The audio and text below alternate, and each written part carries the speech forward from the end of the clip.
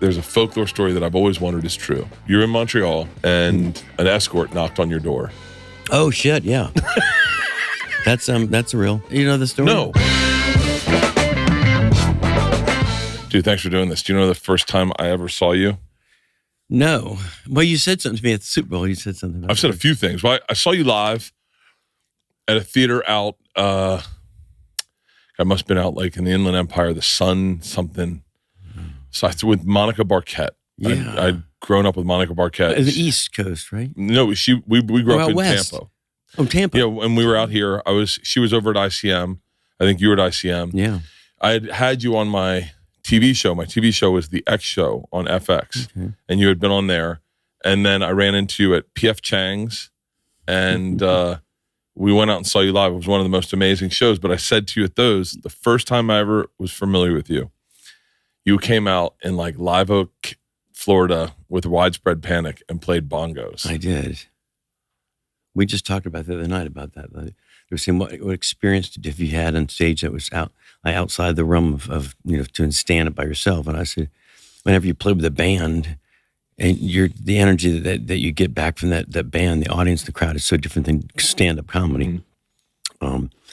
And one night I was backstage with Elton John's people, and they're all like, hey, they had been to my show.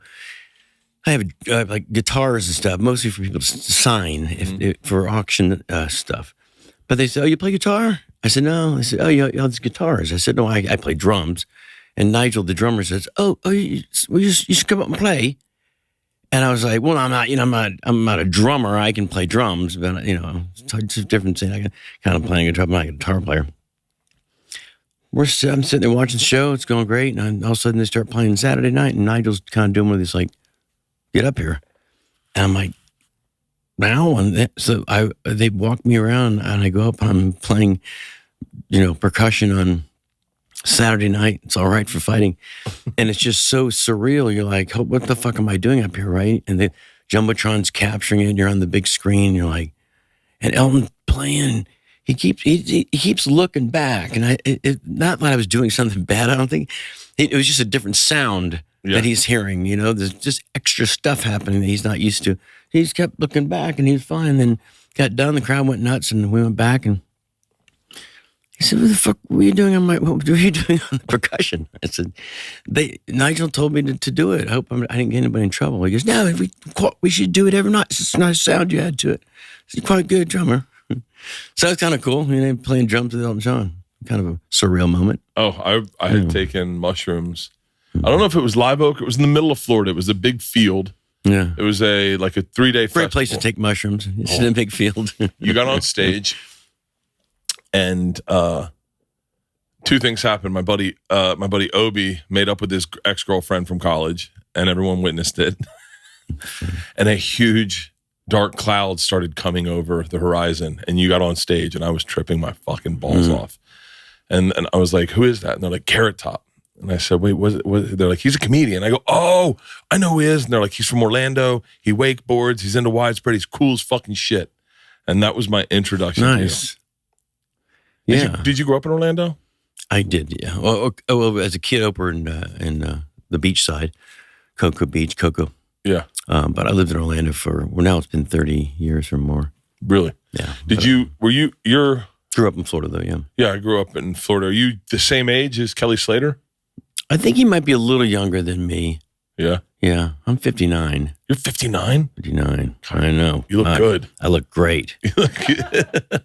Never partied, never did drugs? No, I did a little bit, like anyone just, but no, not really. I didn't ever do, I was one of those, I was always the older one of all my friends, so I was always the adult in the group, like we probably shouldn't have a fire over here, some kind of, probably shouldn't be letting off fireworks. No, I'm like, I had my fun though. I just, definitely was fun. Yeah. But I never did the heavy drug scene. And booze? I still drank, yeah. I drank booze, yeah. Okay. And then I just pounded a fifth before I got in here, actually. I've been going after it a little hard lately. What? So can I feel like you are a part of all of our experiences for comics, but I think Americans, your name has been synonymous with comedy since, for a very long time. When did you Well, how old were you when you started? Well, I started in 1985. Holy shit. So I don't know exactly now, going back if I'm 59, how old I would be, but 85. So next year. I was 12. Yeah, next year it'd be 40 years. I was 13. 13. So you were probably 19 years old, 18? Yeah. And I just, like everybody else, I just got in on a whim. There was an open mic night and at the school, and I went up and I did like George Carlin's jokes, and so I didn't have jokes. And they killed because I was doing George Carlin jokes. I mean, this guy's really funny. And I go to the 2 times I did at the campus, and I would be. I went to this comedy club, the Comedy Corner. It was where everybody played, and I auditioned, and she's like, "Oh, you're funny. You were really funny. Something about you, but your material is really based for like college kids." And I said, "Well, that's why I perform at college camp."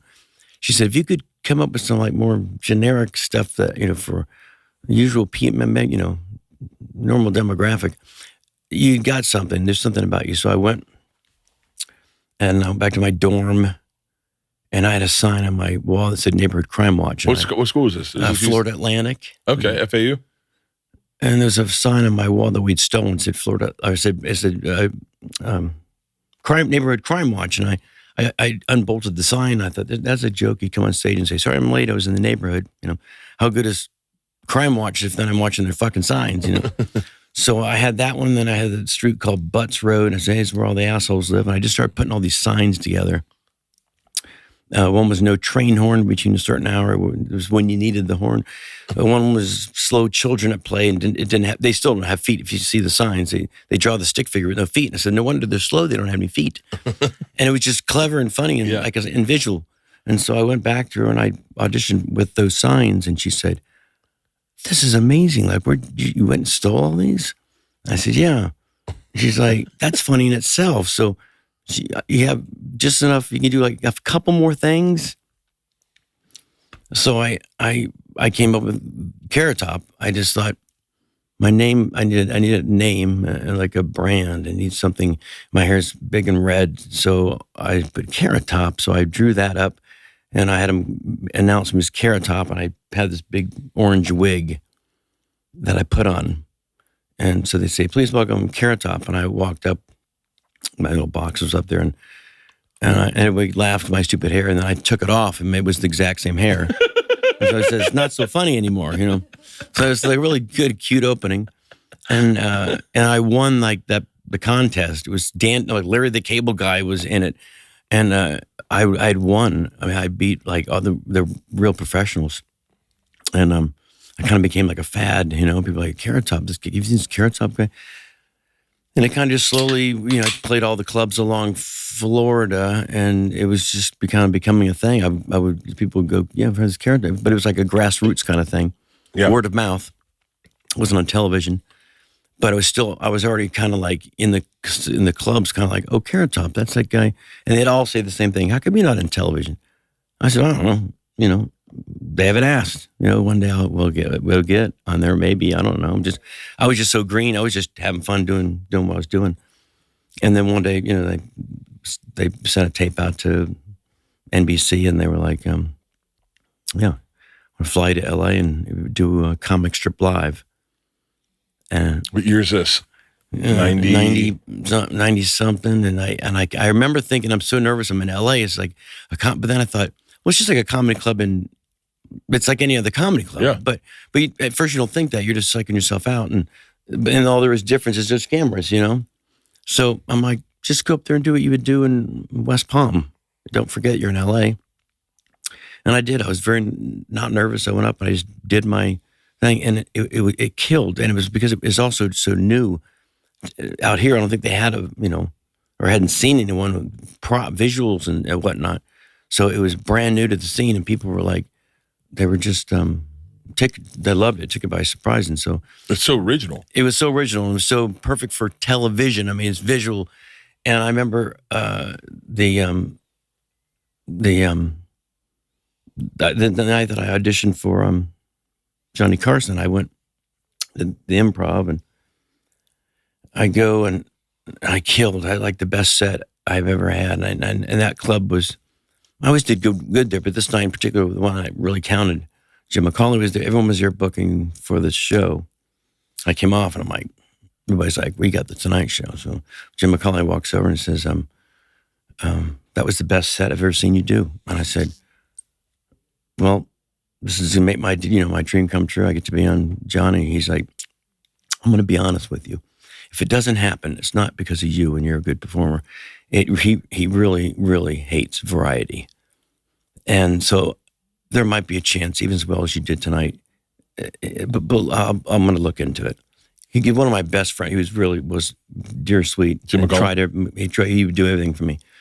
And he gave me the call and he said, yeah, they passed on you. And I'm like, well, they had Steve Martin. And I said, yeah. And it can't just be visuals because Johnny Carson, the whole show is variety. The whole show is the throwing of the hatches, the Karnak. Every bit that he does on Carson is variety. My show is meant to be for television. I mean, there's no other show better. It's just visual stuff. But he left in like 2 days after Johnny left. I was on, like, literally, I was on the first week with Jay. Really? But it's still cool because you still have the blue, the gold star and the blue seats and you feel like you're there. And Ed McMahon was, people were still there. So it was like the Tonight Show. And DeCorda came over and was like, God, Johnny would have loved you. And I said, I tried my best. Yeah. They didn't want to put me on. He just, didn't. He would have got it. So. It's an interesting thing, with comedy.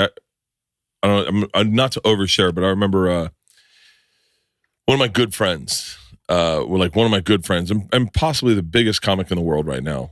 We were drunk in Vegas, right at the Super Bowl, right when I ran into him, and he was a little tipsy, and he goes, man, people in New York shit on you for taking your shirt off.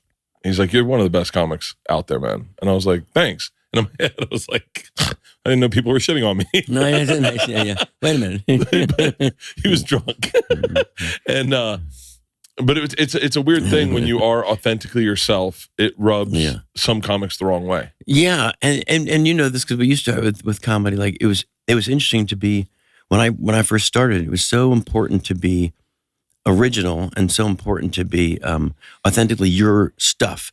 And so that was what I was more, because all the talk in the comedy world when I started was like, so-and-so's ripping off, he's doing his bit. And I used to always show up and say, who else has a fucking Crime Watch sign? Like you can't be more original. Like I'm dragging all this shit around the country. And then I would get shit for that too. Like, you're going to drag all this crap around the country every day, rest of your life? Dude, you're just like, you're not going to. And I'm like, why would I not? It's like being in a band. Why would I not drag my amp and my guitar? Yeah.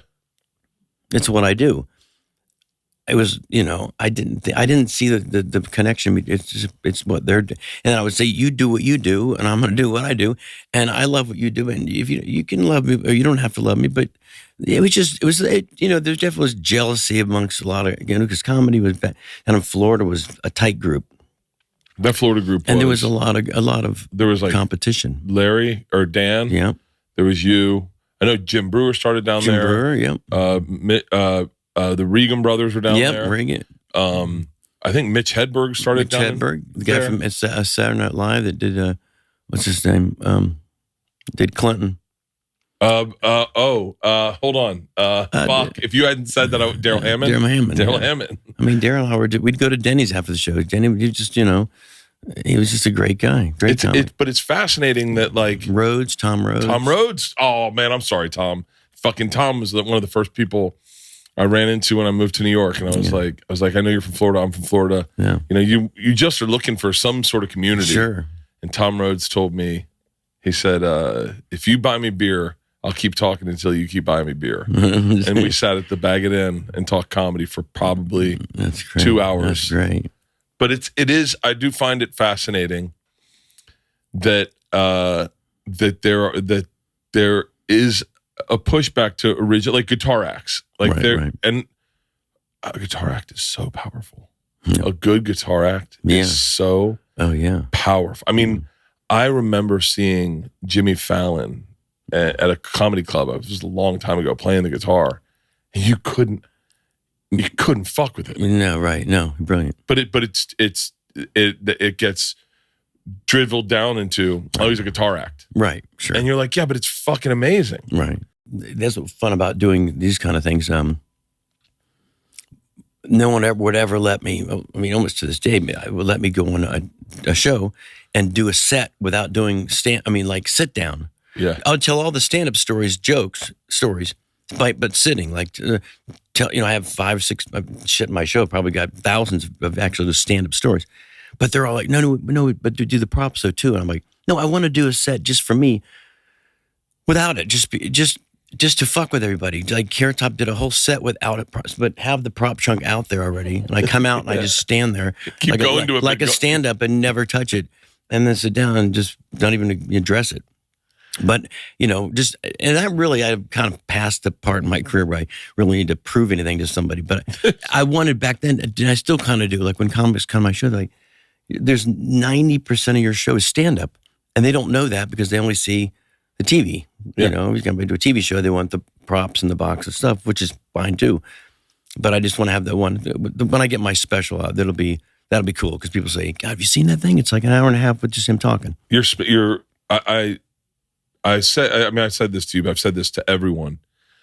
Your live show there's nothing like it. Oh. It's absolutely phenomenal. I mean, there are hints of like, if Steve Martin had more energy, you're really a fucking dynamic performer. And I remember watching it. As a comic where you're like, all right, what am I? You do that with every comic. I remember, do you know Gary Valentine? Yeah. I remember seeing Gary Valentine for the first time and going like, I'm a comic, how good can this be? Meaning, I feel like I know everything. Right. He blew me out of the fucking water. And I was like, this is, wow.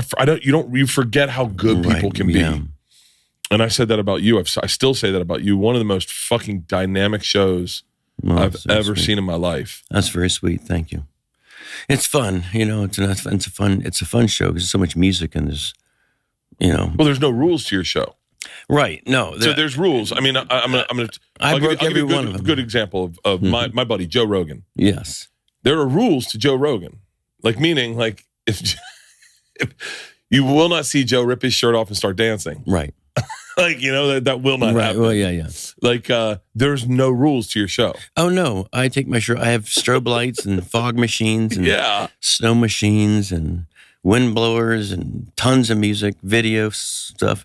It's like one big, huge party. Yeah. I mean, the rules. And that's what I wanted to do. I didn't want to have rules. I didn't want to be a stand-up comic. I mean, I wanted to be like George Carlin and everyone that I admired growing up. But I knew I couldn't do it. And two, I wanted to be a rock and roll show. I wanted people to leave. And even as far back as my first club I played, I said, can you play... It was, cassette tape. I said, could you play this when you open the doors? And like, oh, what is it? I'm like, it's just music. And they're like, we have music. I'm like, no, but I want to have my own vibe. Aerosmith and whatever it was. Yeah. Zeppelin, Aerosmith, the Stones. By the way, that's commonplace now. Right. Well, now everyone does it. Oh, now they come in with their own music and they start the vibe. But I did it some years ago. They were just like, we got it. Some places were like, okay. And then there was in one place that had a video. So I said, play the video. It's a pre-show. And the club, Birmingham, he's like, this is great. And the patrons there would be like, that was cool, man. Because every time we come to your show, it's got like its own little, and you leave with a rock and roll and you leave with confetti coming down and you leave, with smoke and haze. And I just came out half naked and Stones is jamming. And it's just fun, And that people are leaving like they left a concert. Yeah, I'm curious. The scaling up of a show is fascinating to me. I think it happened to me very quickly. Meaning you do clubs and then you go to do theaters. You get a tour bus, and then all of a sudden you're doing bigger theaters, and then all of a sudden you have production, and then next thing you know you have 7 fucking semis and 3 tour buses, and you're sitting at catering going, when did this happen? Yeah. I'm curious to see how your scaling went up. Meaning, it's very similar.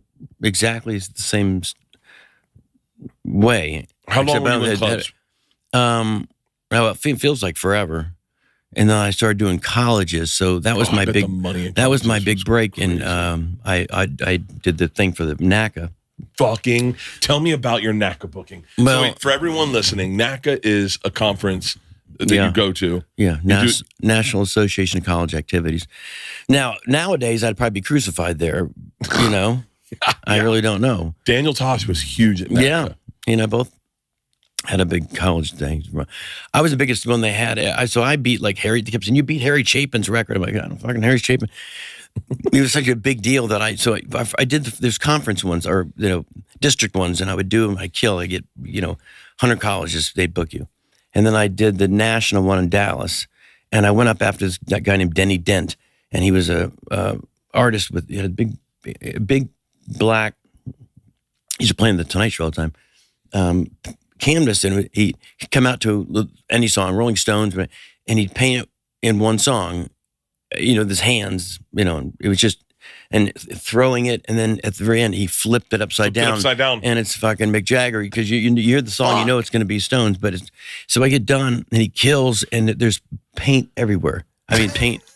And I'm going out, right, and crowd's so energized. I said, fucking leave it. Let me just go. And they're like, we got to clean up this. I said, just leave it there. I mean, I don't give a shit. Get paint on me. Fuck, look at me. So they said, okay. And all the energy was so buzzy. I just went up right after him, and I did all my shit. And there was paint everywhere. Paint was getting on me. I even, did a bra, picked some paint up. And I got done, and they said, holy shit. You did like whatever you call that, and where you shut down a system like Google shuts down. So I don't even know. 10 minutes after the show, we go to take me to get whatever, and they said, it's like pandemonium. And I said, what? They said, you've already booked 1,000 colleges booked you. Like they just put their name in hat. They bought me. So I was like, why? They're like, no, you're booked for like 5 years straight. And I'm like, and you don't even say like no to any of them, right? You don't say, well, I'll do Mercer University, but I'll pass on University. No, you just do fucking all of them. So I think I did colleges for about 5-6 years, and those were triple, quadruple what I was getting to play clubs. It was like you said, real money. It was real money. I'd never made that ever. You had $5,000, $10,000 if you play their homecoming, $40,000. And literally, as coming from a guy that got paid $400 a show, so they're like, "Yeah, tomorrow night's it's the homecoming of Alabama. It's $40,000." And I'm like, "What the fuck?" And then comics really hated me. But I was like, "Hey, it's not my fault. I got big. The college. It was the perfect show for colleges. My jokes were visually. It was like show and tell with liquor. I mean, they were just so into it. Yeah." And that's really what helped me get playing big rooms and kind of getting used to playing a bigger room. Like when you said you went, and then you got a bus, same thing, get a tour bus. I went from having a van to a tour bus and a semi. I'm the only comic, not now that's probably been, but I was the first comic that had a semi because of all my production and all my shit. And we still have videos and pictures of stuff where that was the whole joke. It'd be like all this shit for just one guy tour. Like we pull into venues and they're like, I thought we were getting a comedian like Yar, but it's a semi full of shit. It took all day to set up. We had fire cannons and it looked like a Motley Crue set. All metal risers and these fire cannons would shoot up like a Toby Keith concert. Seriously, swear to God. And people were just blown away. And that just kind of, and like you said, one day you're sitting on the bus like, God dang, we were just playing clubs like a month ago. How do we just stay at the speed, I guess? Let's face it. If you live where I live, you deal with bugs in and around your house.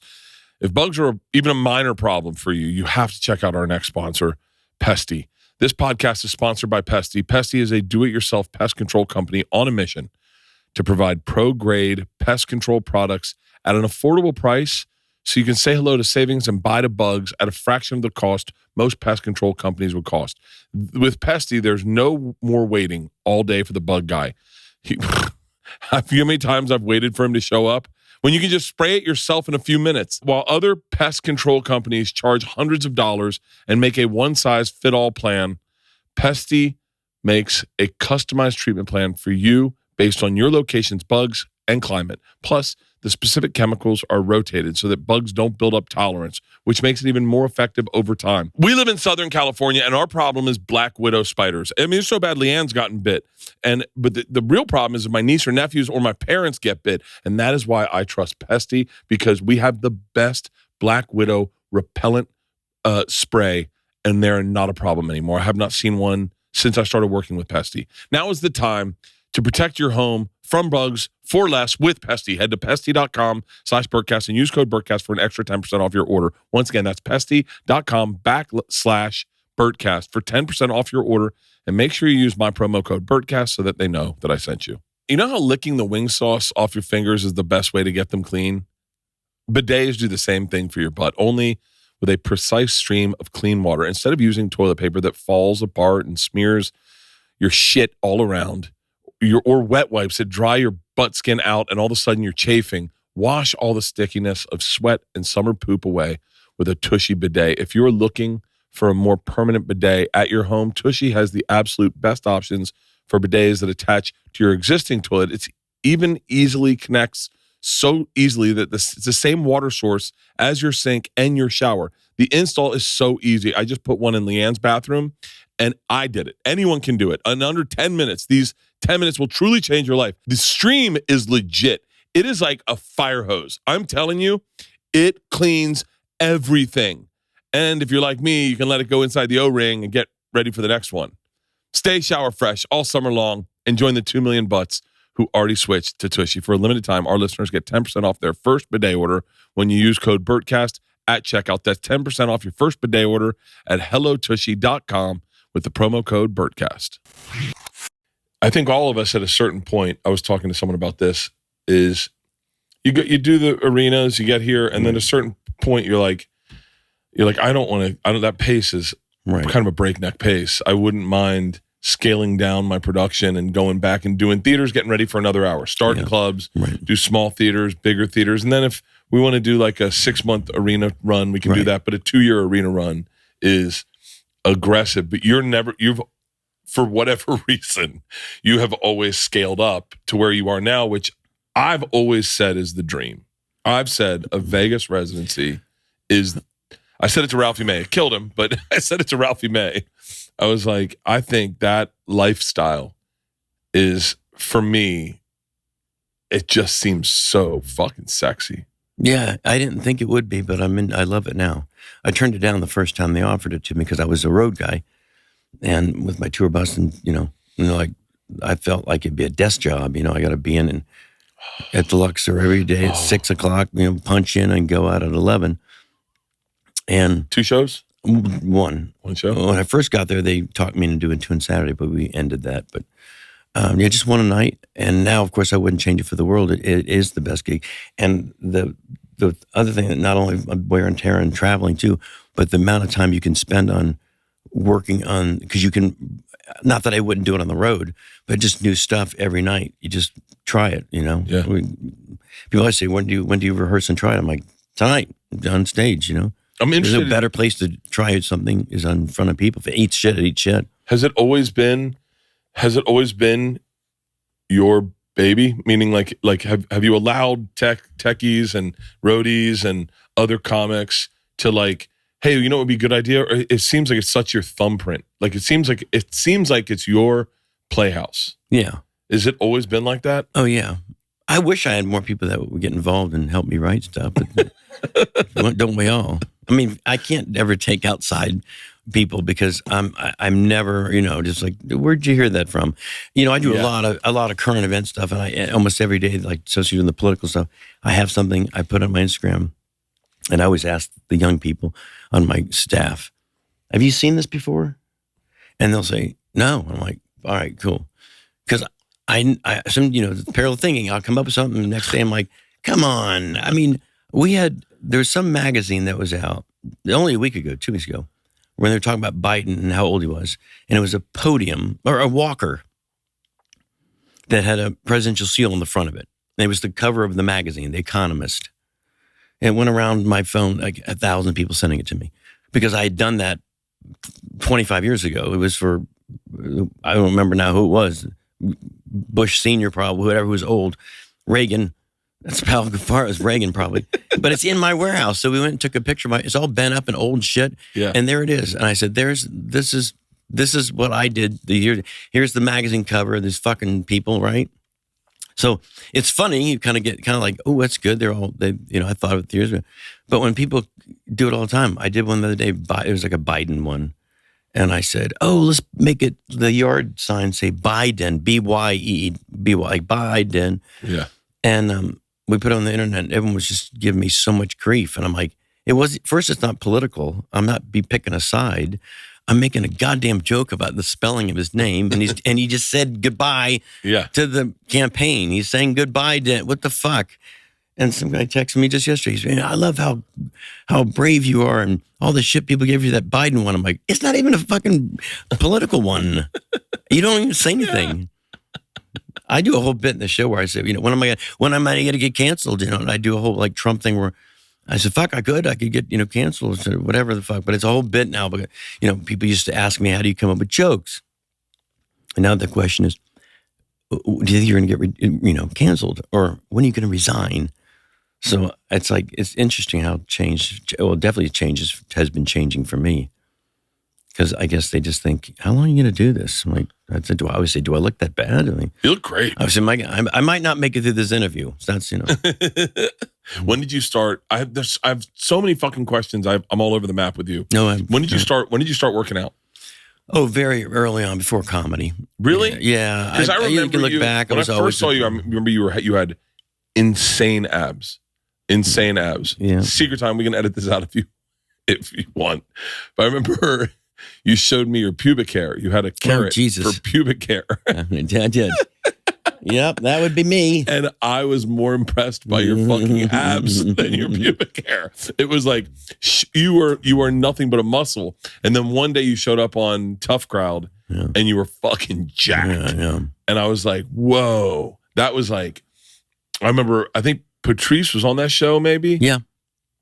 And Patrice was like, what the fuck? Yeah. I was first thing when I was on with Joe Rogan, we know each other, but didn't really know each other. And I walked into the studio and he was like, God damn, dude. And Joe's fucking jacked. But he says, he was very proud of me and we had a discussion like he said, I said, do you get grief for it? And I said, of course I do. I said, which is weird to me that you get grief if you're in good shape, or you get grief if you're not in good shape. Like you can't win. So just do what you want to do and fuck what everybody else. You know what I mean? It's like I watched. So I have read. You're not walking around like this. Don't worry about it. You're not spending the hours in the gym. I am. So what is the point of it? Yeah, I watched a documentary on the Brat Pack last night, and it was really fascinating. It's a really fascinating insight into reductive statements and how they affect you. Meaning, Andrew McCarthy was very affected by the term the Brat Pack. Him and maybe Emilio Estevez, they were very affected by that. Whereas Rob Lowe really didn't give a fuck. And if you look at, say, Rob Lowe's career versus Andrew McCarthy's, Rob Lowe always just continued to work. He never let that phrase define him. He just did him. It was fascinating because you're accurate. I got a ton of shit when I was fat. I mean, that's all people said is in the comments, you're going to die. You're a fat fucking piece of shit. And I had to separate myself from the internet entirely because it was affecting how I felt about myself.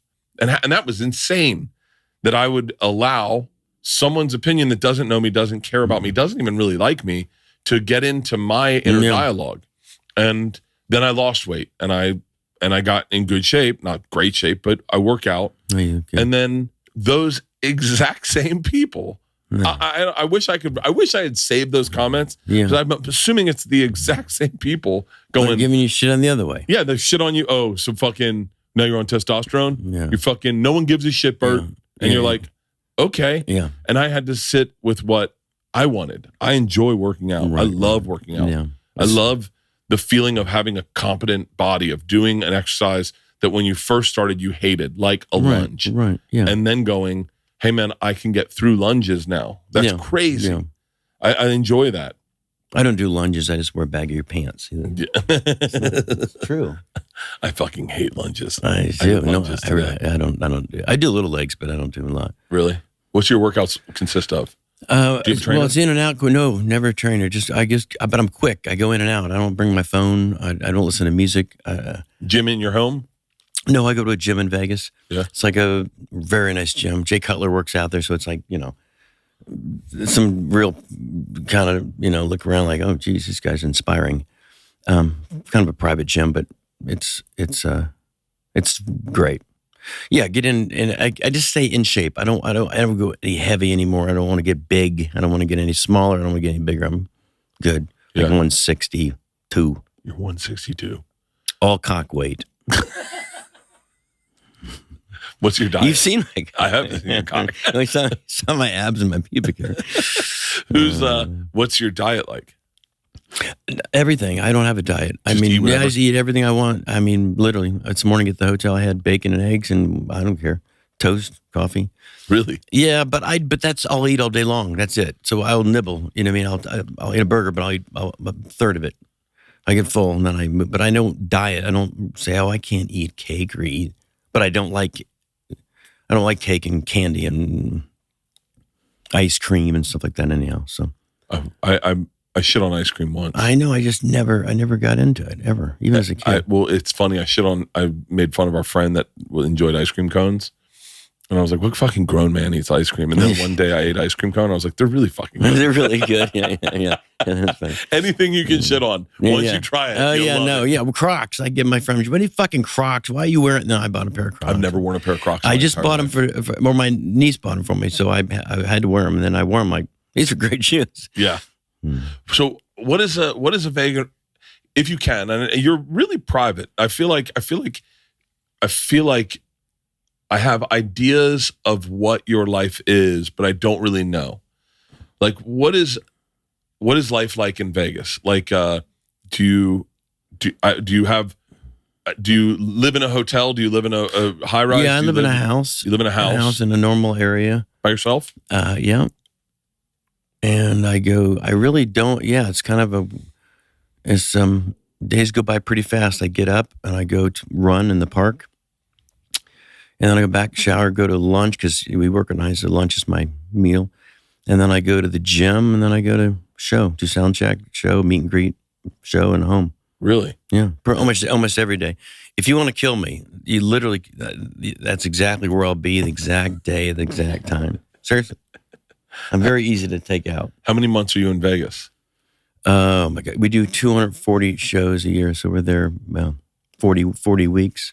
And then the other, are you in Orlando at all? Yeah. If I get that week off to go home, I do. Really? And if I don't, I go work, maybe do things like go to New York and do New York shows that I can't get there. And then Sundays, like yesterday, my day off, I'll come here and do like, this is fun to do because I can get in and do it.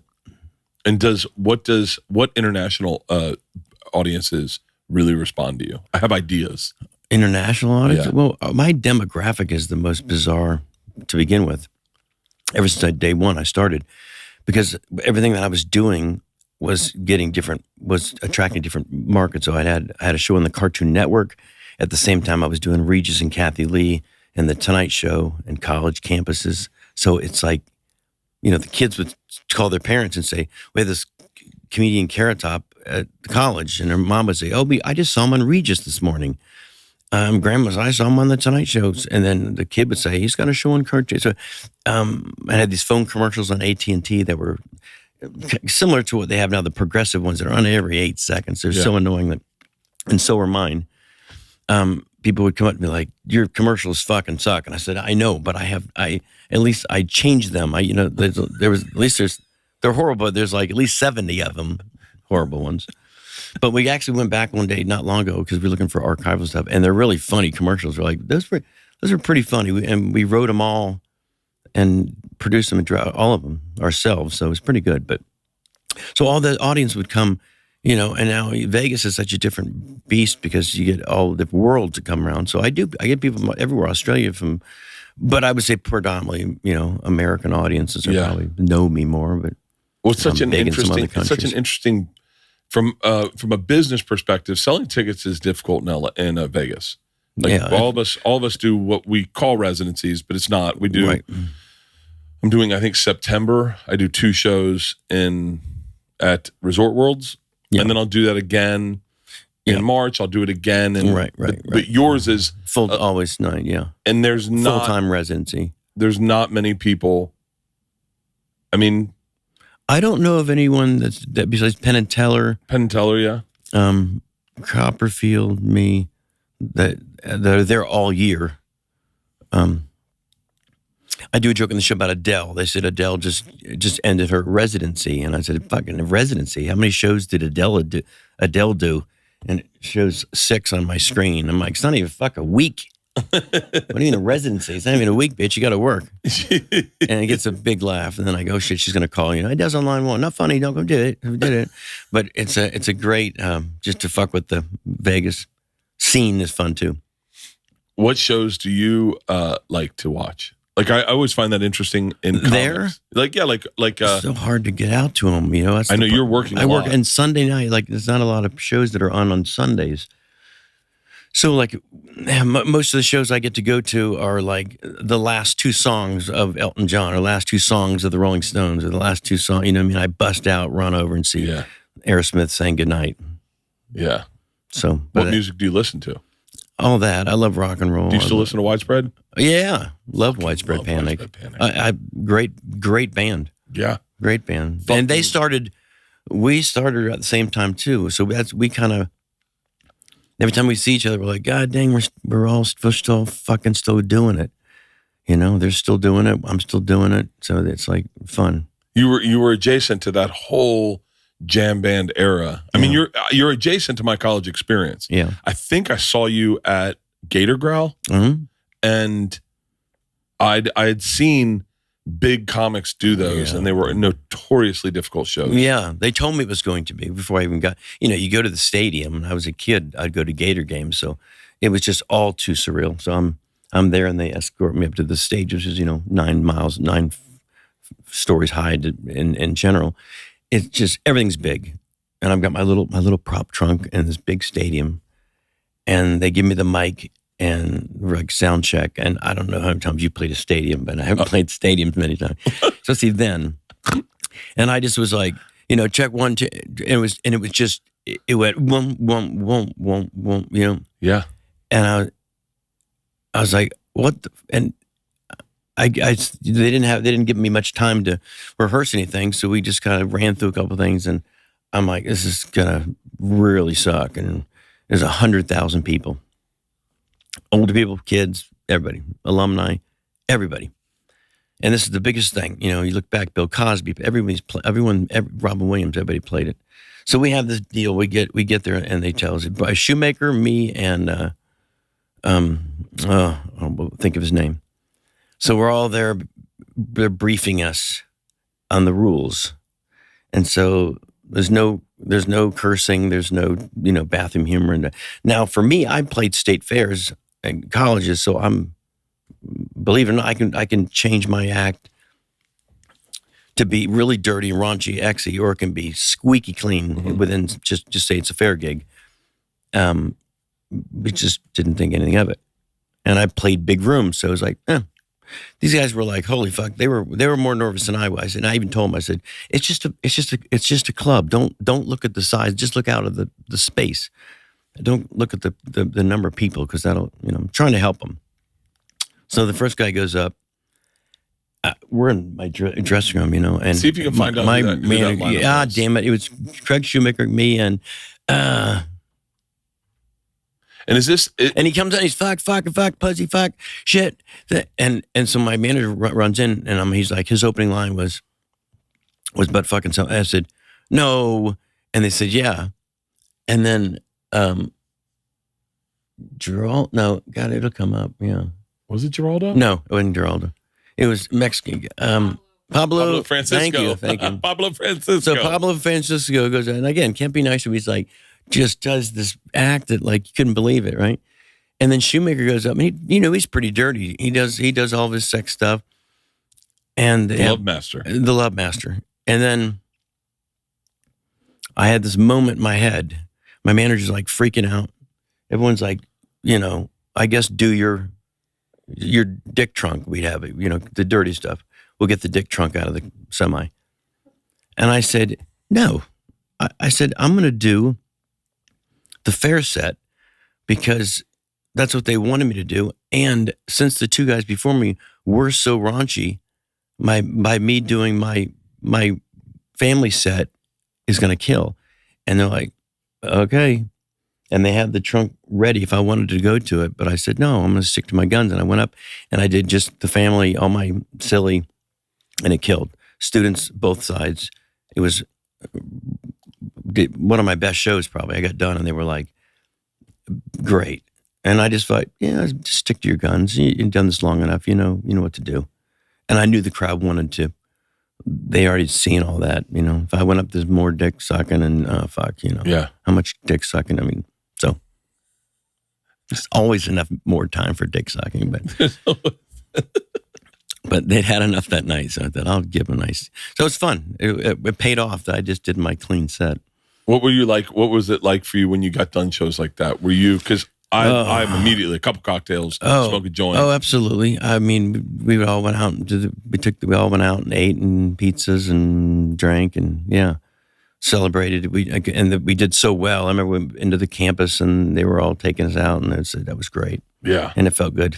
It's like the Gator Growls. I think if I'm not mistaken, no one sat on the field, right? Because they have a game the next day. They might not have. I don't remember now. I think. If I'm not mistaken, I know sound check, it was open because I have a picture of me with going like this. I look like I'm 12. It says Gators in the end zone. But I don't remember if they did. They might not sit them on the ground. I think they don't sit them on the field, so everyone's in the stands. Yeah. And you're in the center. Right. And it's in the end zone. You're in the end zone. It's a fucking wildly difficult. Yeah. And that list of, pull up that list of comics. That is a who's who. Oh, I know. It was amazing to be able to be part of that. Sister Hazel played with Howie Mandel. Do you remember Sister Hazel? From Florida, yeah. Big good friends of mine. Huge. Carlos Mencia, Larry the Cable Guy, Dave Chappelle, Ray Romano. Pablo Francisco, Carrot Top, Craig Shoemaker, D.L. Hughley, Bill Cosby. Yeah, that's crazy. Dane Cook, Gabriel Iglesias, Leonard Skinner, John Reap, the Steve Miller Band. Yeah, it was crazy. Kevin Hart, Aziz Ansari, the Goo Goo Dolls. That is... We had at Florida. I went to Florida State, and we had. I did their powwow. I did. What year did you do powwow? I think I saw you there. I saw Bobcat. I saw Adam Sandler. And I think I saw you. Yeah, I played there, and a buddy of mine. God, it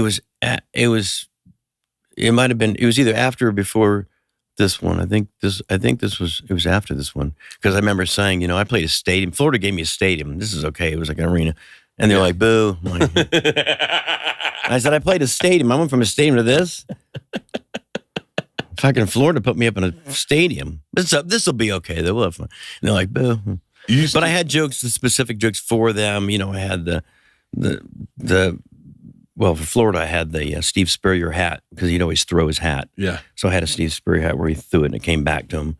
And that fucking killed, the whole... So how about them Gators? I made a hat for your coach, and he throws it, and he go back to my head. It was funny. So that you always got to do stuff for them. Yeah. But yeah, that's wild. Did you ever know Norm Macdonald at all? Yeah. Did you guys ever talk? He seemed we were friends. Yeah. When he passed away, I put a whole thing on my Instagram saying, Norm and I were. I wouldn't say we were best of friends, but we knew each other, and he would always say hi, and all of his friends are my friends, and I don't think I hung out with him one time, a few times, and we were performing together on the thing. He was there and on the same set. We were all the comics, but he was very, very funny, and he liked me. I mean, he liked to make jokes about me, but that's what everybody does. It's interesting because when the jokes are about you, they hurt. I'm speaking from my perspective. Yeah. Even when my friends make jokes about me, I go, "Oh, you couldn't have just said something cool." Yeah, I know, I get that. But I live that. Yeah, my whole career, I live that. Just people make up shit. They make up great shit. There's a whole segment of the show where I said, that people make up shit about me, that you'd be, and it's great because I'm a comic. I get it, but I'm going to show you some that are so bad that they're good. And we show, like Carrot's about a facelift. I said, wouldn't I fucking look better if I had a face? Like I did this whole thing. This is me. And it's funny. Yeah. But then one of those is that this guy, I had this one guy in the front row one night say, you're my favorite comic. And I said, oh, thanks, man. Like tonight or every night? He's no, ever. Tonight or every night? Because he's in the front row. I said, like of all time? He said, yeah. I said, oh, come fuck. Really? No Carlin, no Cosby, no Richard Pryor? He's like, no, Carrot Top. I said, all right. So we're having a little talk. And he said, I've always defended you. And that's when I did I said, defending me? From what? Who's talking shit? He goes, well, everybody. I'm like, everybody's talking shit at me? He's like, and it's kind of like you did. It's like, well, what do they mean? That's how the whole bit started because I said, I wasn't aware of it. I'm aware of a few people. Yeah. But it's always the source, if it comes from, Bill Maher makes a joke about me. Hey, it's fucking Bill Maher, who cares? Some Joe Schmo on the internet in Nebraska in a basement. I could fucking care less. But he said, this guy said, when you got arrested that time for buying weed from undercover cops. So I'm like, I don't think you got the right guy, dude. Now I feel bad. He was no Carrot Top. And I said, I know that part. the weed part, that's not the right guy. And he's like, yeah. And I go, no. My manager Googles Carrot Top being arrested for weed. You could probably find this. Busted for buying weed. Undercover cops. It comes up. But when you see it, it makes my whole story more validated. Because when the picture comes up, I'm like, see? And everybody goes nuts. I'm like, no matter, even if it's not me, people fuck with me. It's a really funny picture. That's it. Oh my God. Then it kills. That comes up on the screen behind me.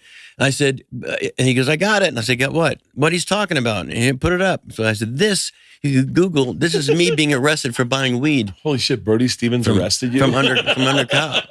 Along with George Clooney? Yeah. I'm like, what the fuck? That's me? And I said, it's clearly not me. I mean, it will be me. Yeah. I always say, it will be me. I'll be some old lady. But motherfuck. It's like this woman being drug off.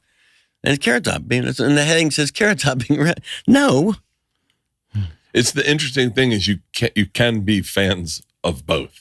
Like that's what I think the internet forgets is like I remember Norm making Carrot Top jokes and laughing right as your friend laughing, going like, "Oh, that's a good one," Yes. And people make fun of Tom Segura, my best friend, and it makes me laugh so fucking hard.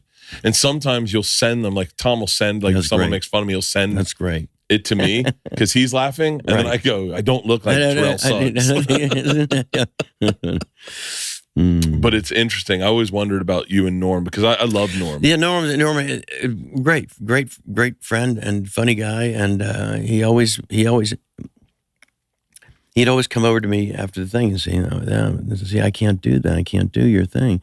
And I said, well, I can't do what you do. So, he liked, there's certain jokes. I remember like Gary Shandling, like another brilliant comic. God. He says to me, oh man, the plate for bulimics, my God. And I'm like, well, yeah. He's like, how the fuck? So he would like just very, and that, I forgot the one that I think, I had this paper cups and string one that I did. I just thought of it the night that I was on with Norm Macdonald. And it was it was my closer for a while. It was a cups and string phone. The kids say, how are you? You sound close, I said, we need a new one for today's world, like an updated version. So I had another cup that came out for call waiting on the other cup. So I said, hey, what's going on? Not much. Wait, I got another call. Let me call you back. And another cup would come out. And he's like, that is brilliant. I said, you know what? It is actually. I mean, it is. It's one of my favorite clever props because it was funny and it was clever and it was very unique and original. And all those things in one thing. It's just, there's no way, I don't care if you don't like comedy, you would still laugh because it was clever. And, George Carlin, Seinfeld, there was always those guys who would say, that cup thing. I'm like, yes, that's me. So it was, it was the source thing. If people liked me, it was always considered the source. If they didn't like me, it was probably someone I didn't care much about anyhow. Yeah. Yeah. Norm made a good rip on me on Conan, but it was about my movie Chairman of the Board. Now, what makes it funny? Well, it's funny because he and Conan make it really funny. But the poor girl that was in the movie with Courtney me, Thorne Smith, is on the couch and she's there promoting, like, just going on and on about not only the great movie it is and how nice, because they're bringing me up. And Carrot Top's in this, and he's the sweetest, and actually he's an act, he can act, and they're just like not going to have it. Like, they're just like being a Trump thing. Like, no, he's not. Carrot Top is not cool. No, he's really cool. No, he's not cool. You're kidding us. No, he really is. So they just kept going, and you could just see her like, he's so nice and sweet, and he shows up early and stays late, and he loses lines, and I mean, it's his movie, and they're like, Carrot Top? And they're just both going at it. And then finally he says, I'm sorry, what's the name of the movie again? She says, Chairman of the Board. He says, like B-R-E-D. And they just love it. I'm like, little did they know, we called that on the set.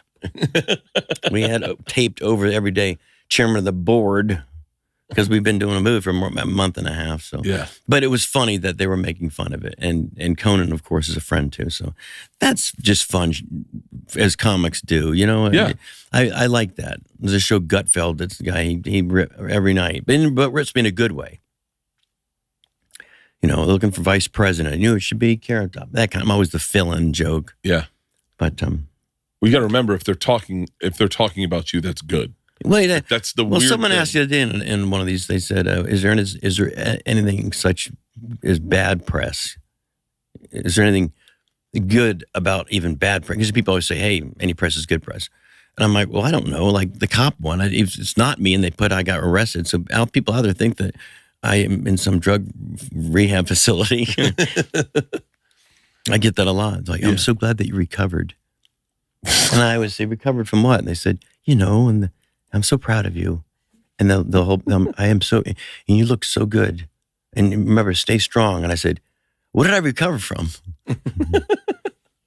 My long car ride. What did I recover from? I'm trying to figure out what the hell. But I said, oh, thank you so much. Yeah, I would argue that your being a pop culture reference is probably tangential to why you're still working. Yeah. Is that you were such a powerhouse that you couldn't be ignored. Listen, there's a lot, and we know a lot. I know guys, we know a lot of guys in the business who are very talented, but maybe didn't hit the zeitgeist the way someone like you did, and just no one really talks about them. And that's the fucking painful part, is when you just, whatever happened to that guy? Right. That's the thing that hurts. Yeah. The thing that when people are talking about you, and it is, that was going to be the name of my book, maybe, because people still say, like, whatever happened to Carrot Top? I'm like, fuck, I'm in one of the biggest cities every day for 40 years. I've been on and they're like, whatever happened? I'm like, I'm still fucking here. I haven't gone anywhere. But they, unless you're not in that AT&T commercial every day, they don't know. Yeah, they have to Google Carrot Top. Oh, goddamn, he's still alive. He's still doing shows. This is a bizarre question. You don't have to answer, but I'm curious. Not married, no kids, right? You or me? You. Yeah. What will you do with all your money when you die? I'm going to give it to you. Oh, that would be fucking. Sadly, I think you're going to outlive me. Like, do you? Yeah, that's the thing too. Fuck, how long do we live? Right? We don't know. How do you want people to celebrate your life when you die? Like they all meet at a glory hole and take turns, and fucking. I was just thinking the other day. I was like, "There's gonna be, only because I'm me, and I am a fun guy, and I like to have fun, and I don't mind jokes being made about me, and I'm a good sport, and even, like, as close as I keep it to my vest is sometimes things will hurt, and you just got to remember, they're, any conversation is good conversation. All love is love. All that stuff. I was thinking, I was like, how will I feel when I die? When people, like when Ralphie died, people made a bunch of jokes about Ralphie, and Ralphie said, "Make jokes about me when I die. That's how I want to go out." Oh, they're gonna fuck with us. You know that. Yeah, I know. You, me, yes. They're already writing him. Yeah. When Carrot Top goes, that's gonna be mayhem. It's gonna be horrible shit. It's going to be horrible. Do you ever think about that? Yeah, I do. Because they're already doing it now and I'm fucking alive. So I can't imagine what they're going to say when I'm dead. Oh, God.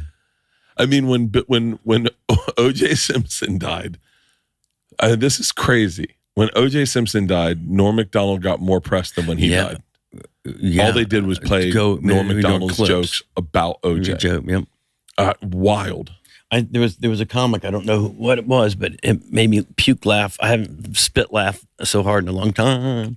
Right, the day OJ died. And I saw him every day. OJ? Every day in Vegas. Really? He always wanted to come over and sit down with me. And I'm always like, man, I'm good. No, but you don't know what to do. You can't be mean. I'm not Carrot Top. I can't be that guy. So I can't say, you can't sit next to me. So he'd sit right next, and he'd just start talking, and I would, wrap up and go somewhere else. But almost every day I'd see him, and people were robbed. You talking about just an aura of people that just absolute hate. He'd walk in the room and just people throw sugar packs at him and call him murder and everything. Really? Well, I thought they were doing it to me. I'm like, wait, they're throwing it at OJ. So one comic, right the day he died, it was on a panel, and someone said, O.J. Simpson died today, and he was cremated, so now he finally fits in the glove. And I'm like, fuck, that's a brilliant joke. Yeah. He finally fit in the glove, just poured his ashes right in the glove. But they'll be shit. Oh God, no one knows what. I don't know what angle they'll go on with me though. It'll just be like, I guess I don't really have. I'm like you said, a private kind of quiet guy. I haven't, knock on wood, have gotten in trouble except for the one there with the get arrested. Yeah, you have been very private. Has that been a conscious decision? I'm just kind of a boring guy. I really am. There's been so many TV shows that want to do a reality show with me, and they come and they hang out with me for a week in Vegas, and two different ones. I got A&E and another channel came, and both at the end were like, "Fuck, you're the best," and I'm like, "Yeah," and they're like, but you don't do anything. Like, can we get you to do like drugs and like, go behind a dumpster and suck some dicks and do something to get something, to get an angle? Yeah. And I'm like, no, I just what I do. I go, I do the show, I write my notes out, I do the show, and then I go home and I watch SportsCenter and I go to bed. And they're like, but no partying. I said, no. You don't go to the casino and gamble? No. So they're like, well, how about if we do like fake friends? And I said, well, that would be more real because that's what I have now. So let's just do that. Let's go that route because I pretend that I have friends and we have fake friends. But I said, no, and a fake girlfriend and a fake. I said, no, we're going to, why can't we just shoot it? It'd be like the Mayberry of, it doesn't mean every show doesn't have to have all that drama. What if it's just, wow, it's like Leave It to Beaver. Maybe it's just, this is the real life of a comic that's not all that craziness. Maybe there's a guy out there that just does. I know I hung up with George Carlin enough that he'd show up at the gig, go on and go home and go to his hotel and write jokes. He didn't go out. He wouldn't go to get coffee with you or drinks or anything. Or I think people would be blown away how boring most comics are. That's what I mean. So it's like the boring life. It's like there's nothing wrong with showing that. Because people already, I'm sure they ask you whenever, there's been things with comics in general that have issues. They always say, are you a troubled soul? Are you okay like that? And I'm like when Robin Williams, everyone came out wanted to interview and say, are all comics depressed? Are you depressed? And I said, no, not all comics. I said, some, and some aren't. Some are absolutely not, and some are troubled. Some are kind of introverted, and but also Rob Williams was a little multi-layered. He also had an illness and some things going on too, so it was a little different. But anytime someone dies, they all comedy window, or now with what the state of comedy is now. That's the question you probably get too. I'm so tired of watching the news and with comedy. As comics now, is it time for that to be a reboot and a thing? And are comics afraid to? No, I don't think comics have ever stopped doing it unless you do something completely just absurd that you're going to get in trouble for. Then that's dumb on your end. Yeah. I think most comics have a part of their brain that says that probably wouldn't be good to do. Like I have one in my head. If someone ever dies in the thing, I can't talk about it. And one of the great moments of that was when that plane, the Hudson crash plane, landed and no one died. Fuck, that became brilliant because there wasn't any deaths. You could just, I had 100 jokes about that. One was in the Luxor. We have the Titanic Museum and thing, and now the Hudson crash. If one person died, we couldn't have had that. But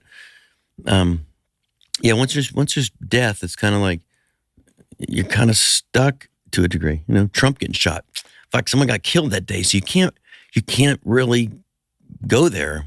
Really, I don't. I just kind of, I haven't done anything since that. I just was like, some guy got killed. Yeah, there's a realness to it. Like,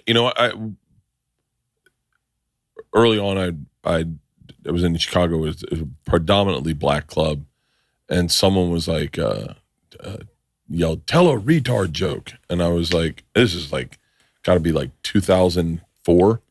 Just say you just did. Yeah.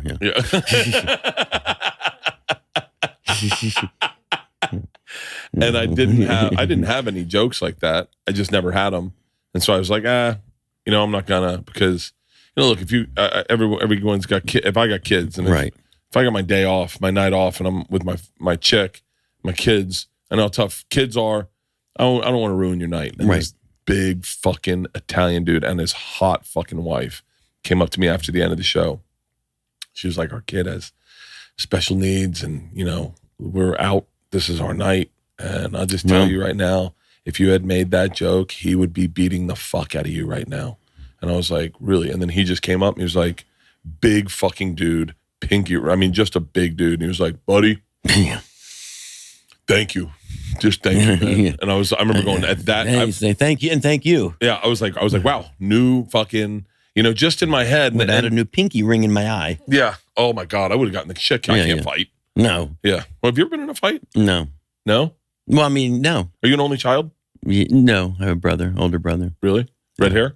No. Really? Who's got red hair in your family? We had an Irish setter. Thank you.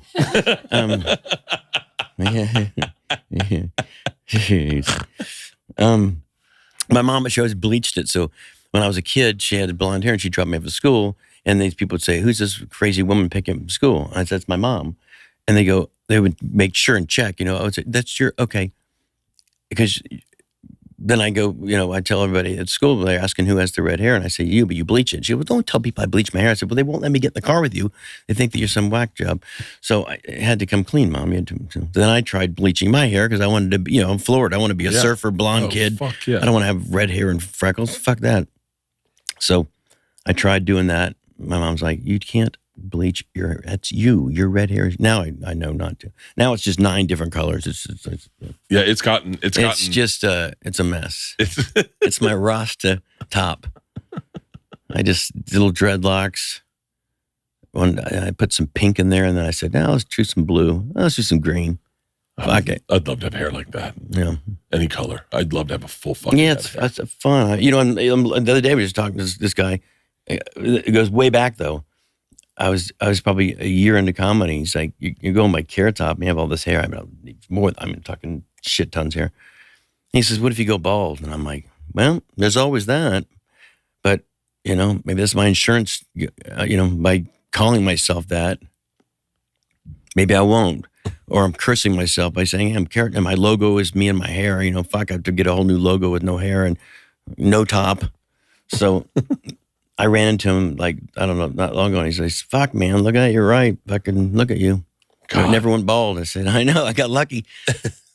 And it's, it's still kind of, This show is sponsored by BetterHelp. When your schedule is packed with kids, activities, big work projects, and more, it is easy to let your priorities slip. Even when we know what makes us happy, it's hard to make time for it. But when you feel like you have no time for yourself, non-negotiables like therapy are more important than ever. I'm going through this today. I said this today. I am so packed. I'm supposed to be taking 9 months off, and I'm working nonstop. And I just said, like, am I going to get a day off? Because I feel like and I'm spinning out.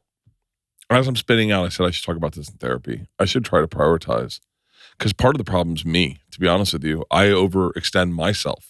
I've got to figure out my boundaries. This is all stuff you talk about in therapy. Therapy is awesome. And if you're thinking about starting therapy, give BetterHelp a try. It's entirely online, designed to be convenient, flexible, and suited to your schedule. Just fill out a brief questionnaire to get matched with a licensed therapist, and you can switch therapists at any time for no additional charge. Never skip therapy day with BetterHelp. Visit betterhelp.com/Bert today to get 10% off your first month. That's BetterHelp, HELP.com/Bert. What's your friend circle look like? My friend circle? Yeah, like what's your friend group? Who do you text with? Like when shit goes down, I've got like a couple. I got a couple. Yeah. But I got like I think I have some really good friends in comedy, you know? I've got some good friends in comedy. And who do you text with? Comic-wise? You used to be friends with a guy. I don't know if you're still friends with him. One of the funniest fucking dudes. His name was Charlie. Oh, Charlie, yeah. What was Charlie's last name? Vericola. Charlie Vericola. He's out here in LA somewhere doing something. I remember hanging out with you and him a long time ago. Yeah. Very sweet guy, very fucking talented. Yeah. But what is your friend like? Who do you text friends with? Here, just enjoy. I've got friends. I've got very common friends too. Instead of show, I have show business friends too, but I don't necessarily. There could be one given day where I'm like, wow, look at that. That's pretty funny. Look at my phone call log of people in a day. But if something's big. But yeah, just friends. I have a doctor my friend. My crew is, I see them every night at the show. We're there from 6 o'clock until 11 o'clock. So I run by everything by them. And question, I've got a best friend, Amanda, who's been my best friend forever. Got an office manager, Jen. So my core group of people. It's funny. But then I have comics too. But if I'm ever in trouble and I need help, I'm not calling a fucking comic. So you know what I mean? No, they won't be able to walk me off the ledge. But I have good comic friends, and I'd love going with comics to lunches and dinners and stuff, just because it's just a round table of every comic trying to up the other comic. It's great. We do Fully Loaded every year. We gave you an offer a couple of years in a row to try to get you out to come out with us. Yeah, we were trying to get out every there. Comic the schedules. Every comic was like, oh fuck. I remember the first time I did it. I think it was like Gillis, Norman, Big J Okerson. I think that was the first year, and I was like, they're like, we do this thing where it's like all my generation or younger than me. I think I'm a little older than all my friends, not emotionally, but physically. Yeah, yes. And then we do like the Attels or Lewis Blacks, like the ones that we look forward to watching, meaning like our heroes. Right, sure. And so I remember the first year, they were like, maybe it was second year. And they were like, who are you bringing out? I was like, I'm bringing out Attel. I said, we have an offer into Carrot Top. And they were like, shut the fuck up. They were like, oh, they're like, wait, hold on. He closes the show, right? And I was like, well, no, I think I got to go last. They're like, you're fucked. No. It was, but it's funny because it's like everyone was like, where are you putting him up in the show? And I was like, I don't know. And then I was like, sadly, I think you were busy, you couldn't do it. Yeah, we tried to get Spade this year. We had Spade for a second, and then I think just conflict in booking for Spade, and we couldn't get him to. But like, it's the fun part for us to bring the people we want to watch. Yeah, for sure. I thought it was a compliment I wanted to share, is that all the dudes I'm friends with were all like, I would love to fucking go on. But mostly it's like they wanted to hang out with you after the show, right, drink and talk shit. That'd be great. Yeah, that's the most fun part anyhow. It's the best part. That's part of the show. How this is a weird question, but like, do you see, because I wonder how much longer I do stand-up. I think I'll always do stand-up, but touring is different. Yeah. Touring can put a burn on you. I'm taking 9 months off right now, kind of. Turns out I'm working a lot more than I thought. Yeah. But I really enjoy being home and with my daughters and being with my wife, and I love it's why I think Vegas is like the coolest thing. Yeah, you can kind of have that. Do you have like a time where you say, I'm out of my deal at the whatchamacallit, do I want to do this again? Do I want to just be in Orlando? Do I want to do tour less, do less stand up? Do you have any of that? I've already tried to do less. They don't want me to do less. So I've got 6 years left at the Luxor. 6 years left at the Luxor. So that'll bring me to 65. And then I don't know, because I thought, I used to tell I said, when I turned 55, I even had Sammy Hagar do a whole thing for me. Yeah. I can't believe Carrot Dog's 55. And I said, he was great. He did it, and it was beautiful. But, and now I'm 59, so I'm like, what happened to retiring at 55? So then 65, we'll see. I think with you, probably with me, it's going to come down to, I don't have any children, and I don't have like the thing like that. And I don't do a lot of touring anymore. We do just enough just to get out there. And I have a blast touring, because I still have to work as hard. They work as hard as they get. God, they got to take all that set and everything in the trucks, and I have to change the show, because you can't do the Vegas show in Milwaukee. It would make no sense. So you have to work. Which I like the challenge. I like working. I like making the show different, and the creative process of doing it. That's what makes it great. Writing. I love writing new jokes. Biggest comment I like, if it's a comic, is someone comes to the show and they said, "Oh my God, your show is almost all new," and I just saw it like a month ago, and I'm like, "What's all new?" And they said, "No, even how you did this thing, I saw how you do it is different." I said, "Well, that's true. You kind of embellish it on it." But I like the writing. I like the changing, keeping time. But there'll be a day, I think, when you just know in your heart, like, I'm tired. Yeah. Or my health or whatever. If I just can't do it, or I don't want to do it. Like right now, I love it. I'm going to fly tonight and go do a show tonight in Vegas. It'll be what I know to do. When I go I always think when I go to different worlds, right? We're not a family guy, but I go home to Orlando, and I'm, in my Speedo and my flip-flops, and I'm on my scooter, and I'm on my boat, and I'm just fucking around. But people always see you like, "Oh, you're not in comedy anymore?" I'm like, "I'm just taking a week off." Like, no matter what I do, if I go on vacation, "Oh, you're not doing comedy anymore?" I'm like, I just have a day off. Like, I thought you had a show in Vegas. I fucking do. It starts up on Sunday. It's amazing. I did the the arena in Atlanta, where the Hawks play. And then I'm getting ready for my special, so I go in and I call up Jamie, and I'm like, "Yo, can I do the punchline? Do 2 shows on like a Tuesday, just kind of working on material, getting ready for my special." He's like, "Of course." Do 2 shows, and my buddy says to me, "What happened to your career?" Yeah. You're doing arena. You were doing arena. Yeah, because you were just doing arenas, and now you're what? It ends that quick? And I went, "No, I'm still a comic. Like, I still do comedy clubs. Like, I'll still do comedy clubs." He was like, "God, man, that's got to suck." That's funny. I was like, "Fuck, you can't win. You can't win." I thought I'd retire at 56. I thought that. Yeah. I was like, I just kept thinking 56 seems like a good age, but then I'm like, I'm full. I look at you and I look at Rogan, and I go, like, I think Rogan's 56 right now, maybe 57. Something like that. And he's not slowing down. No. He's not. And he's actually, I would argue he's doing his best work right now. Like, what he's working. Every time I've seen him, and anytime, and granted, he's been doing it longer than I have, but I'm a pretty good comic. But anytime I've done comedy where he's done it, any time where I was like, that room was a little weird, Rogan did not have that issue. Right. And so I'm always like, wow, so he's 50. How old is Rogan? Is he 56? He's 56. He's doing a live special on Netflix live. And I'm like, okay, so he's not fucking slowing down. No. So 56 isn't the number anymore. I look at 60 and I go, yeah, but I did not think you were 59. So I go, okay. So if you can just take a little better care of yourself, Bert, 60 is going to look like 56. Yeah. And then you go, well, maybe I'll just do it. Maybe it would be cool to die on stage. Oh, as a joke, some of us do. Right during the show, fucking just. Yeah, I one night I thought I had like this weird heart thing going on, and I grabbed onto something, and I was like, what the fuck's going on? And I went off, and it was like, "You all right?" And I'm like, "No."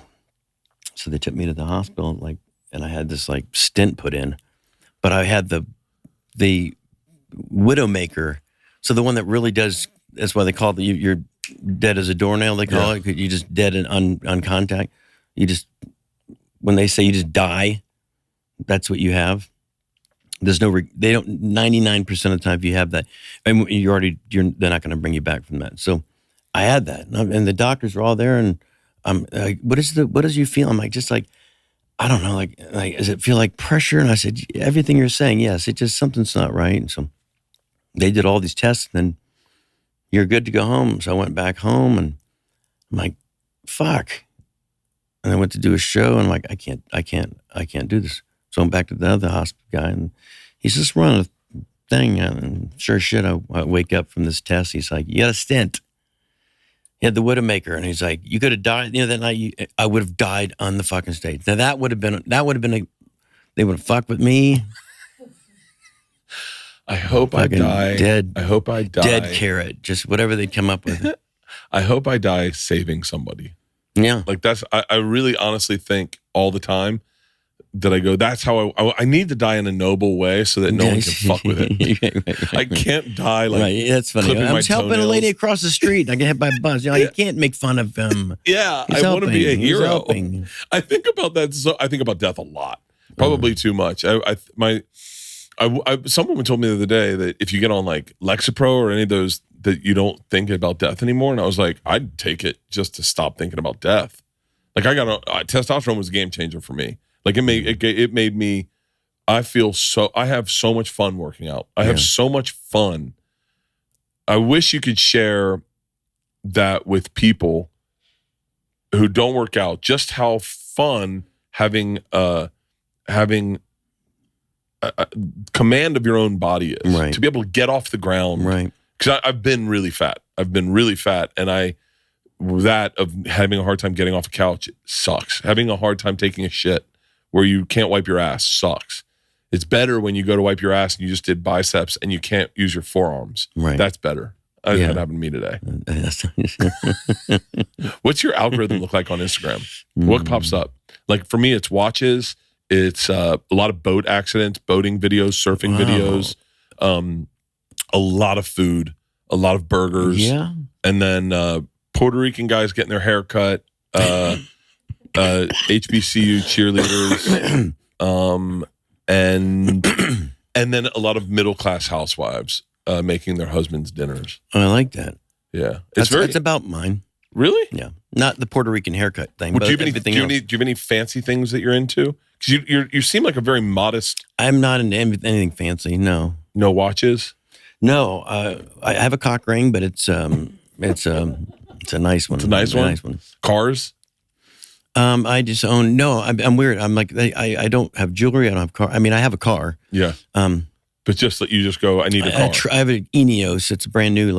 It's a brand called Ineos, and I just got it. And it's electric? It looks like no, it's not electric. It looks like it's a crossbreed between it's great. Land Rover and an old Defender and a G-Wagon. That's what it looked. Oh, wow. And they made it, the guy in Britain. Oh, I think I've seen this car. It's really cool. And I kind of jacked it up and put a lift kit on it, and it's got it's great. Oh, that's a good looking car. Yeah, and I put a lift on it so you can't get in it. It's huge. I have a hard time getting in it, but it's a beast. Did you ever get into well, I feel like when you get money for the first time, you have this weird thing where you go, well, what am I supposed to do with this? Like, what am I supposed to, everybody takes pilot lessons, or they buy a nice car, they buy a nice watch. I enjoy watches, I do, but you can only wear one. Right. Which kind of sucks. Right. So it's like, although you have two on. No, this is a Whoop. Whoops are fucking awesome. As a matter of fact, I got to turn my Whoop workout off today. But everything I've gotten into is stuff that was brought to me by other people that have money. Where like I remember the first time I saw Rogan was into watches. I was like, I didn't think he was going to be into watches. And then Tom was into watches, and they're like, you should get a watch. And then I was like, I'll get a Rolex. And then you get a couple, and you're like, okay, I guess I'm done with that. Should I take pilot lessons? No, like pilot lessons. Like, what the fuck? Like, what? Now, if I had money, I'd get a plane. I wouldn't do pilot lessons. But you have money. Like a plane, because that's my. If I was going to spend money on a private plane, would be the thing to spend the money. I don't think there's very many people in comedy that have more money than you. Well, And I remember Toby Keith, and God bless him. I just told this story on this thing that's coming out. He was really a good friend. Like, and it's one of those. That was one of the questions. Like, what was shocking? The people would be shocked about Toby that he and I were like best friends. People just be like, why is Toby Keith and Carrot Top going on a trip together? Like, what is this? He just liked me, and we hung, and he laughed. He was a great storyteller. But one day he says to me, "Is Toby Keith dead?" Yeah. How did he die? He just died cancer about 2 months ago. Shut the fuck up. Yeah. I was like, wait, did you guys stop? I sang the last time on stage with him. He was in Vegas, and he was real sick at the end. Weighed like 110 pounds. And he called me up, and he said, hey, you want to come over? And I said, oh, I got a fucking show tonight. And he's like, oh, damn, I got a fucking show tonight too. That shit. Well, you want to come and have a drink after? I said, yeah. So I went over, and I got there right at the end when he sings that courtesy of the red, white, and blue. And I look, and it's unrecognizable. He's just so skinny. And Trace Atkins was sitting next to me, and he went up and sang with him. And they both walked off, and Toby went to get dressed. And I said, how fucking cool is that? He goes, yeah, that was unreal. Like, that's my bucket list, singing with Toby Keith. And we go hang out. And he says, oh, shit, they got to get me out of here. I got to go take my meds or whatever, fuck. And you got a show tomorrow night too? And I said, yeah. He says, fuck. I said, I'll come over again like afterwards. So in the middle of the afternoon, he's like, hey, can you get over here and at the one point and sing Red Solo Cup? I said, I don't know what time that would make it. I don't think I can make that because when do you sing the song? I'll change the order or whatever, but I want you to come and sing. And so we get done, we run. Security takes us in a van. Their security guards meet us, get there, and I walk in. I look over, and he says, damn Carrot Top's in the fucking house. And I go like this, and he says, I'm like, what are we doing? And he just starts singing the courtesy of the red, white, and blue song. And I know it, thank God. But I'm like, the crowd is going ape shit. And it's just so surreal. He's this skinny. And he leans over to me and during the song, right before it ends, he says, when the song's over, flip him the bird. And I'm like, is he fucking with me? Could you imagine it's a beautiful song? Yeah. And it gets done, red, white, and blue, and you go like this. It wouldn't make any sense. So I'm like waiting. I think he's gonna, I'm gonna do. He's gonna go like, what are you fucking doing? So I get done, and he gets done with the song, and he says, anyone out there that thinks I'm unpatriotic can go fuck yourself. And so I followed his lead, and I went, yeah. When I get done, I'm like, I thought you were going to punk me. He's like, no, man. I said, you didn't tell me what we were going to do. I thought I was going to flip the crowd off, and then you were going to, but yeah, then I think 2 weeks later he died. Oh, wow. The last time he was on stage. And he could tell stories. Fuck. He's a funny story. So, but that was the thing I was telling you was we were talking about flying, and he says, you fly, he was backstage at my show. He says, I got to get back. You fly commercial or private? I said, I'm Carrot Top, Toby. I fly commercial. He goes, oh man, you don't fly private? I said, no, I'm Carrot Top. And he says, damn, you got to work a little harder, son. And that was his line. He would say about anything. Oh, wish I could have. Yeah, you got to work a little harder. I said, I can't work any fucking harder.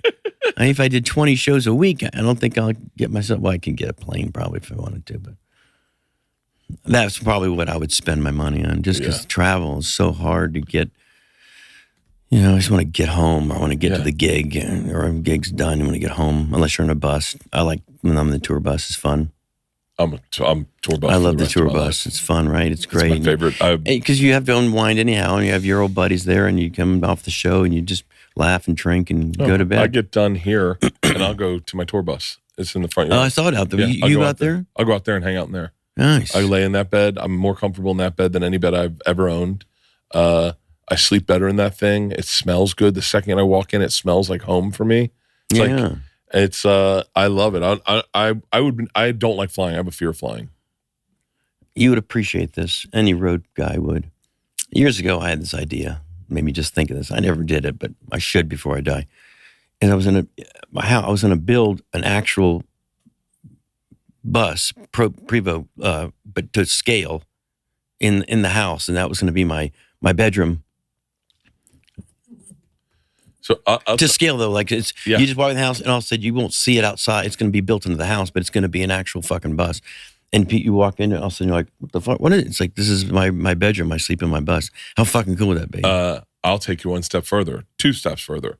I want to be buried in my bus. Yeah, shit. I want there to be a huge hole, like a huge hole. They're going to back my bus into it, and they're going to load me onto my bus one last time. It's like I'm doing the road. I'm just going on the road, and all my favorite stuff will be on. I'll have a Liquid Death. I'll have my Porosos. I'll have some weed. I'm going to have them set up the satellite link so I can keep the TV on down there. Because if I wake up, I'll be like, I'll be cool if I wake up and I spend the rest of my life in my bus. Yeah. The other thing I was going to do, we have in my gym, we had they put in a counter with like cabinets. It's kind of useless cabinets.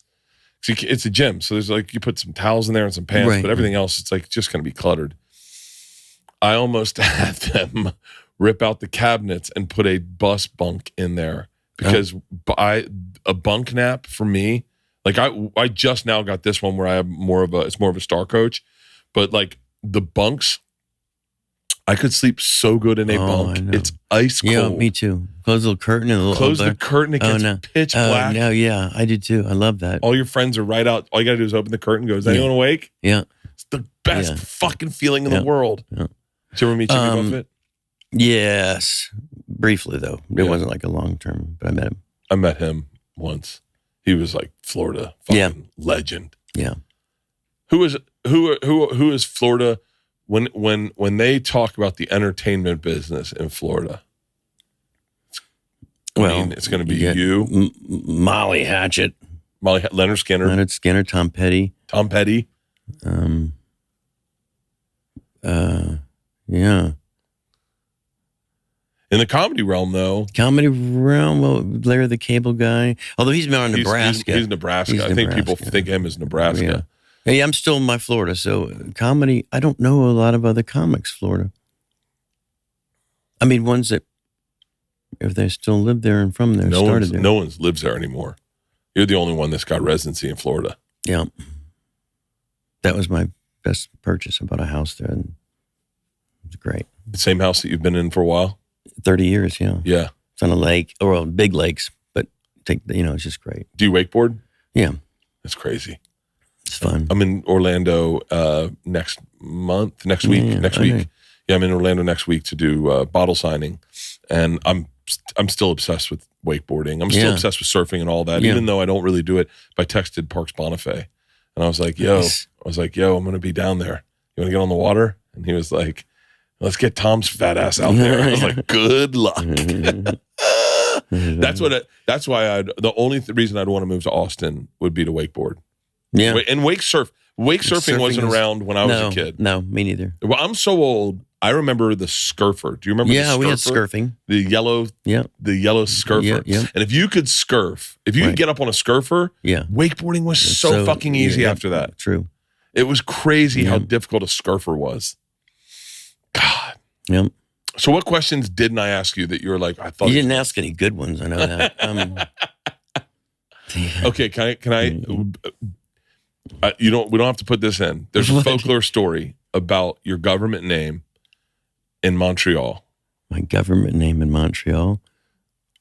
There's a folklore story that I've always wondered is true. Oh, in Montreal? At the Comedy Festival? You're in Montreal, and an escort knocked on your door. Oh, shit, yeah. That's real. Yeah, is it real? Yeah. For real? For real. That's fucking wild. I've always wondered about that. The whole story? What? No, I don't. You know the story? No. All right, so I check into it's the comedy festival. Everyone's there, and we down rehearsing. I was back in my room to take a nap, and it was a huge. It was built. John Candy was the MC, and Scott Thompson from Kids in the Hall, and me, and a whole bunch of others. What's his name? Fucking great guy, actor that was in Dave Foley. No, that was in A Few Good Men, the lawyer, but not Tom Cruise, but the other guy. Kevin Pollak. Kevin Pollak. Great. And I'm so green. I mean, these are brilliant comics, and John Candy alone. I go to my room, I take a nap, like a literally power nap, because we had to be down at like 6, so it was like 4 in the afternoon. I said, I'm just going to sleep for a couple hours so I'm rested for the show. And I'm sleeping, and I don't know, I sleep naked. So I hear this tap at the door, and I'm like, fuck. It's just a maid or some shit. So I just ignore it, and then I hear a tap, tap, tap. Fuck, get up, I put a towel on, and I look out the thing, and this is, I don't know, 19-year-old kid standing there. Fuck. I said, I'm good. And he's just like, Scott? I said, yeah. I don't know who, Scott. And I'm finally like, I'm good, man, I'm good. And I'm thinking, oh, he needs to give me something. So I opened the door. I said, can I help you? And he goes, Scott, right? And I'm like, yes. And he's like, can I come in? And I said, can you come in? I said, I think you're looking for somebody else. He goes, Scott. I said, no, I'm Scott, but we don't know each other, do we? And close the door. Back in bed. I go down to the thing. Scott Thompson comes walking up. And he says, I keep getting some of your mail. Oh, no, he said, I keep getting some of these notes on my door for you. Because my name is Scott. His name's Scott. He hands me these like things from my agent and shit. Instructions for the show and things. And I said, oh, I said, that's funny because I've been getting some of your mail. And he goes, oh, where is it? And I said, I sent him away, but I said mail. Like, I've been getting some of your mail. And he goes like, no, seriously? I said, did you order like a fucking 18-year-old kid to come over to your room? He goes, yes. He never made it. I said, he fucking made it in my room. He goes, oh my God. Seriously? And I go, yeah. And I said, I fucked the shit out of him too. And he just started losing it. And he said, yep, you should have given him the right number. Because he looked at me like, what'd you do? And he sent him away. I said, no, I fucked the shit out of him. Oh, man. Yeah, that's true. That's so good to know that true. Yeah. That's awesome. Yeah. Well, brother, thank you so much for doing this. Thank you. I've been a fan of yours forever. And the time you came up to me at the Super Bowl and gave me a big hug, I was like, that was so sweet. It was really nice of you. Oh, my assistant, we were working out today. My assistant works out with us in the morning. And he goes, fucking Carrot Top. And I went, yeah. And he goes, that's crazy. I said, well, you met him. And he goes, no, I did not. And I went, what? And he goes, at the Super Bowl, you didn't introduce me. Oh. And I was like, oh. I was like, shit, you forget because you got these people with you that sometimes they get blown away by fucking seeing someone. And they're like, shut the fuck up. Yeah. So on the way down, I would love to introduce you to my assistant, Peter. Absolutely. Dude, you're the best. Thank you for doing this. Thanks, I love you to death, man. I love you to death, too. Fuck Appreciate yeah. it. Thanks. All the success, too.